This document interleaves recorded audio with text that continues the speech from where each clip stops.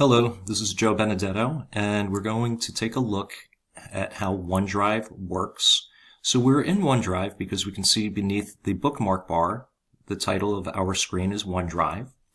Currently, I'm in the Files section. It's highlighted blue, and my breadcrumb trail shows me this.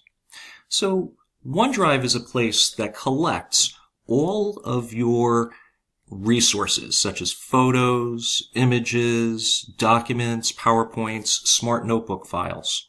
And it collects them. And as you can see, I have all these different folders here.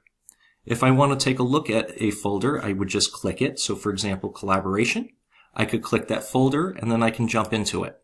And if I jump in, I get some information. And if I want to go back, I click the breadcrumb trail. If I scroll down, you can see outside of the folders, I also have files. And these are all the files that I didn't put into a folder because I wanted them to be quickly accessible when I use them.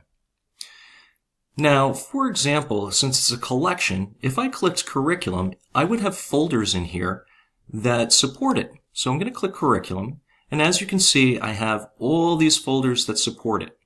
And if I go down a little further and I go into my language arts, you could see that I have some reading folders, I have writing folders, journals, lit circles, and I'm going to click the folder again and I'm going deeper. And you can see where I am with the breadcrumb trail above.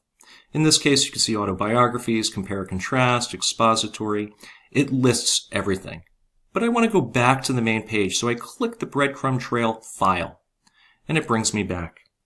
It's a great place for you to store all of your information.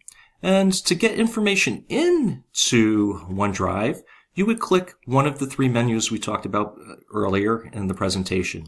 New. I can create a brand new folder. I can create documents. In addition to that, I can upload files.